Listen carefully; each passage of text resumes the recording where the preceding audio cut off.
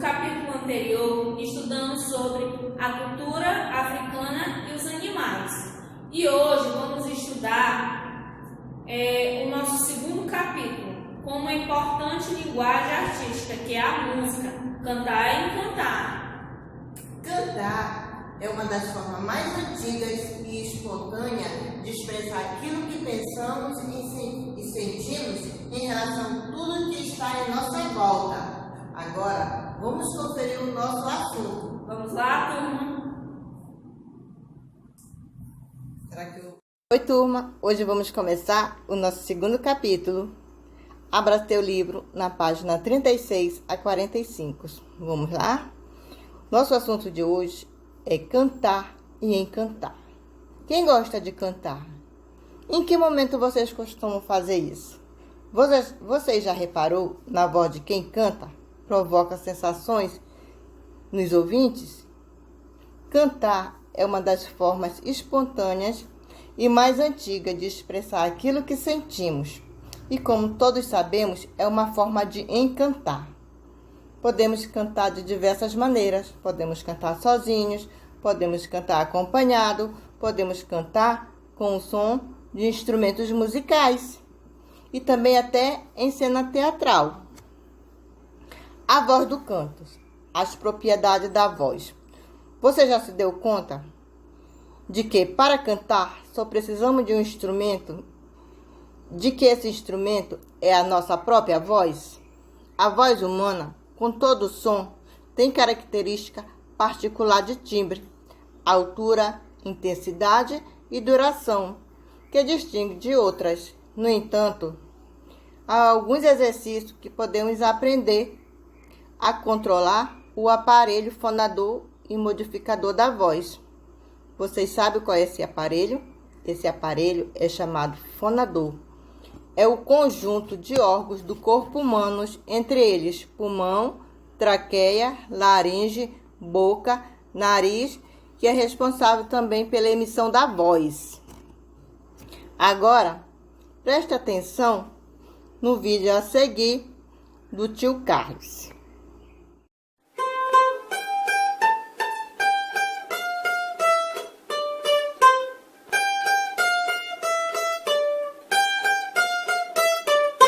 Fala galera, fala fofos e fofas, e hoje nós vamos falar do som, das estruturas do som, esse som aí que a gente estimula as crianças a ouvir, a ver as qualidades, as características que o som tem, as propriedades que esse som tem. O som ele tem intensidade, altura, duração e timbre. É interessante que a criança ela tenha essa percepção sonora para diferenciar as vozes, a voz do papai, a voz da mamãe, os diferentes tipos de fontes sonoras, de onde é que vem esse som, se ele vem com a intensidade forte, se ele vem com a intensidade fraca.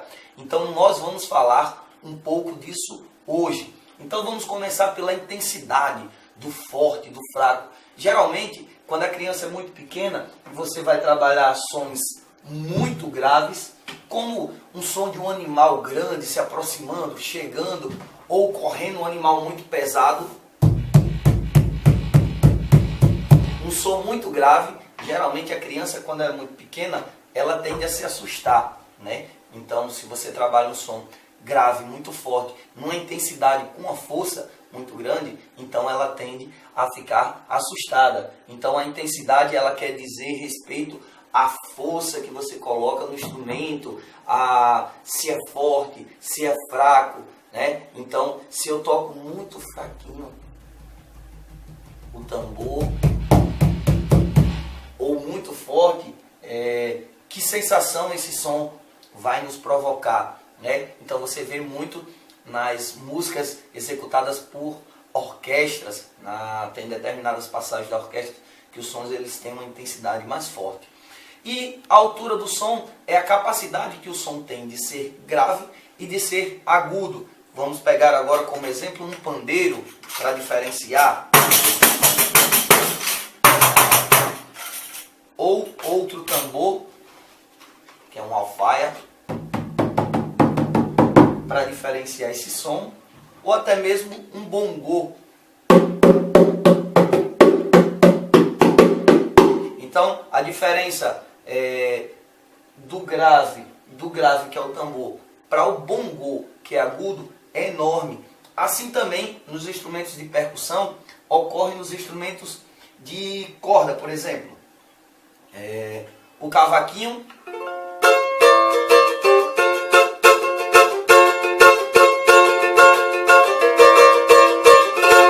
tem um som mais agudo do que o som do violão. Então, geralmente, quanto maior o instrumento, maior o seu corpo, mais grave será esse instrumento, né? Então, já falamos da intensidade, já falamos da altura, e agora nós vamos falar da duração. Quanto tempo esse som dura? Esse som é um som longo, é um som curto, que aí vai dizer quanto tempo aí cada nota musical ela vai durar. Vamos pegar aqui o sax.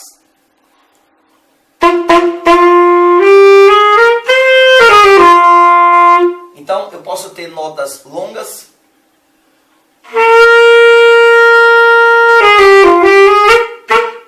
como também na música notas curtinhas.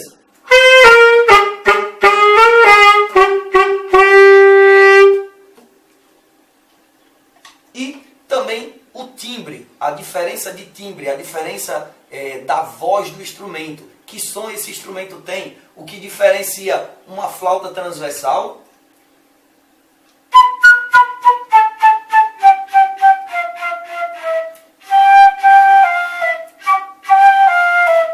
de uma flauta doce, por exemplo?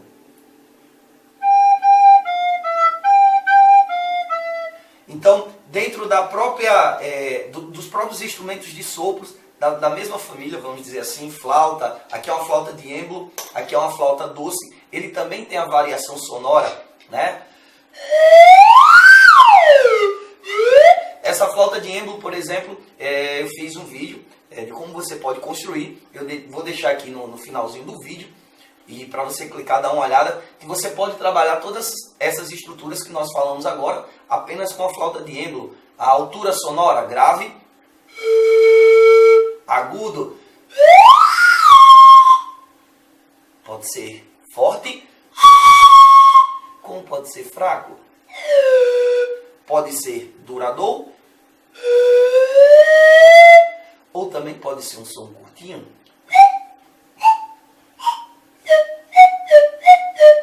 Então, galera, aqui também você pode trabalhar com a criança a nuance que o som faz, né? A propagação, como é que ele faz, se ele sobe, se ele desce. Você também pode aproveitar para trabalhar as expressões corporais com esse instrumento aqui.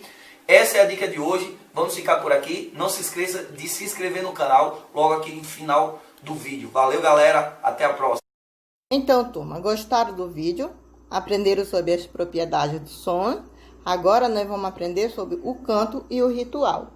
Pessoas de todas as idades e de todos os lugares do mundo cantam nas mais diversas circunstâncias, seja para expressar alegria, tristeza ou saudade, seja para homenagear, censurar ou recordar, seja para enviar uma homenagem, divertir-se ou simplesmente passar o tempo.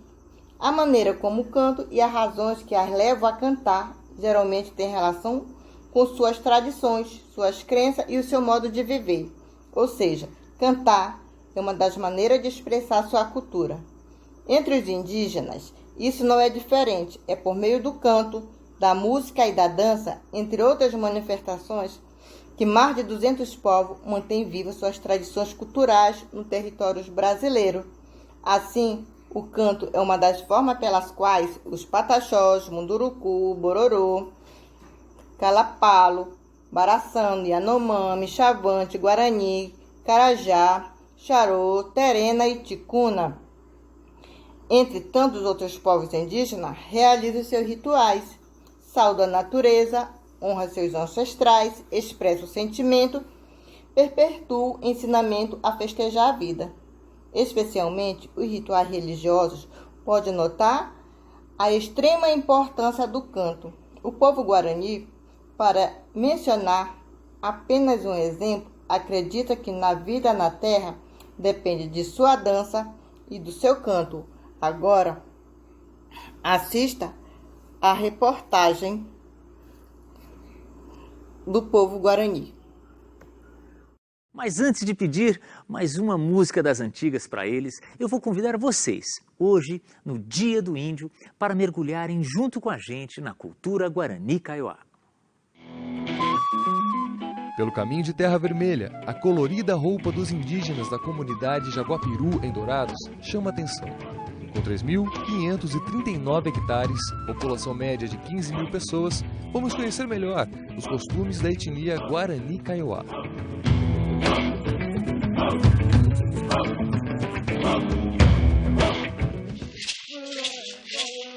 Chegamos à aldeia, temos que esperar. Ao longe percebemos o cântico dos indígenas, que cordialmente vêm nos recepcionar. Tudo bem? A gente veio aqui conhecer melhor a cultura de vocês, fazer uma visita aqui. Obrigado pela recepção. A gente ficou bem emocionado. Obrigado. Eu sou o Jorge, eu sou o cacique daqui, que a gente começa a acontecer a cultural da gente para não acabar nunca, para não acabar essa cultura. Essa aqui é nossa cultura, é nosso alimento, é nossa riqueza, essa aqui, essa terra aqui. O canto e as danças ancestrais fazem parte da recepção. Ao som do chocalho e do tacuapu, instrumento rústico feito de bambu, eles dançam ao redor do altar. Esse cântico que nós acabamos de apresentar para vocês significa que um pássaro veio voando e ele deixou o seu pé em cima do apucá. Deixou em cima do apucá e ele pegou a gente, que é índio, indígena, a gente pega o pena do passarinho em Nhambodieguá. Sim. Faz a pintura.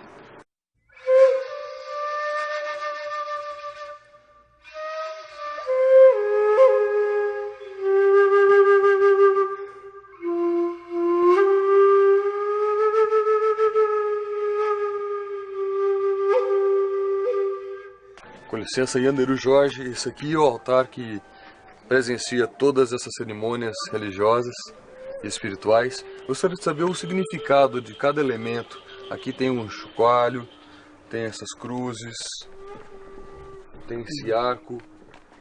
O que são? Esse aqui é para criança, batizar criança, batizar milho saboró, assim, cante para você vai, uma criança você traz na frente, esse aqui é o pai de todo mundo. O tureguá, esse daqui é de vento, Quando o vento vem 250, 350 por hora, esse daqui a gente pega. Então, Nhemboé. Nhemboé significa rezando para chuva, né, para tempestade se acalmar, né? É esse daqui, né? É isso aqui daqui. E tem reza também para vir chuva? Tem reza para vir chuva, para poder mandar a chuva embora. Esse daqui, se você pegar ele, para que aqui não tem terremoto? Sim. Porque a gente tem esse daqui. Interessante. O importante é prevenir, né? É verdade. Aqui não tem terremoto, mas... ganhei. É verdade. Todos os instrumentos usados na reza são produzidos por eles.